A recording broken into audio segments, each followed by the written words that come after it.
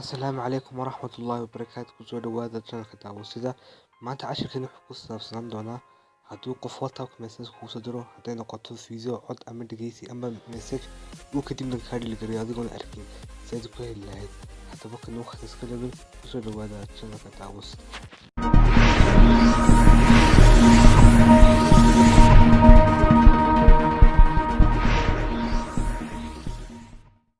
horta saxaabta dhammaantiin marka hore habasheero kooban baan rabaa inaan sheego videoga markaad daawatiin like reloading iyo comment waxaan u baahanahay taageero ma rabno in qof dadku iska daawadaan laakiin iska dhaafaan taasi waxay motivation naga luminaysaa markaasaan video badan ugu soo dadaalo ani xitaa waqti badan ma qaadansan video inuu soo bixiyo uu isku habeeyo waxaasoo dhan marka qofku waa inaad at least xitaa waa maasanta usoo qortid markaasaas rabay haddaba inuu cashirkeena markaan bilowno waxaa downgrade application ka la yiraahdo WAMR linki hoose inuu soo dhigi karaa barista application ka fududsaas inuu soo baxaya dhammaantiin accept leeyihiin yes waa kan wuxuu ku oranaya application xitaa Instagram-ka message laga dhigi karo dib u dhigi kartaa xitaa Facebook laakiin cashirkan waxaan ku haynaa WhatsApp insha Allah cashirkan inii soo daarin doona oo habka Instagram-ka loo helayo Facebook message laga dhigi karo marka waa soconaysiin okay waa leeyihiin inta weyn notification ku furtiin okay waa leeyihiin marka notification ku furnay dhammaantiin message waxaan tageynaa WhatsApp qof message ma koo direynaa sarkiisiin waxaan isticmaalayo iyo WhatsApp-kii maalintii aan soo sheegay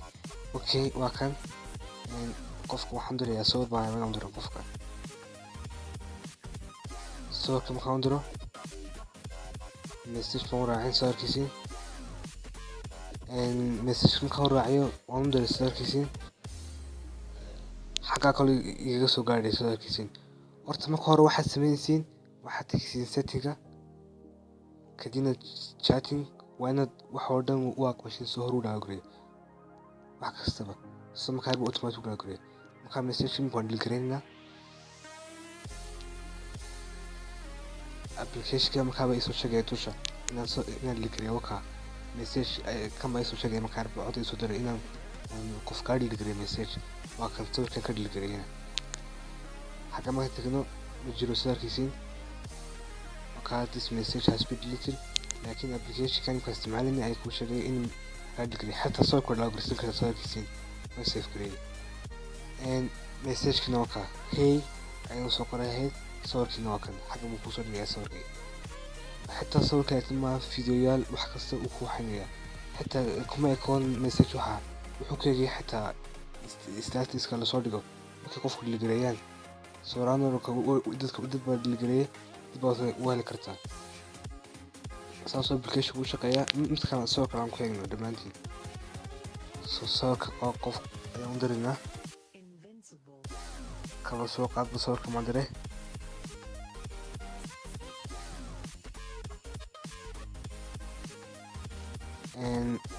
soo ka soo diray sawirkiisii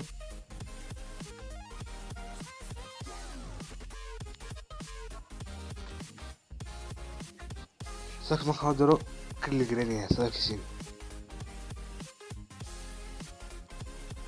markaa waxay application-kii aan soo dhigreynaya markaa soo jiray markaa message-ka soo diray sawirkii xagga ma ka heli kartiin markaa sawirkii hadaa rabo la dhigreyn karaa kan kaliya kuma ko video la dhigreyn video la ku hayn kartiin markaa saas uu shaqeeyaa application-ku walaalayaal saa hore ugu sheegay channel-kayga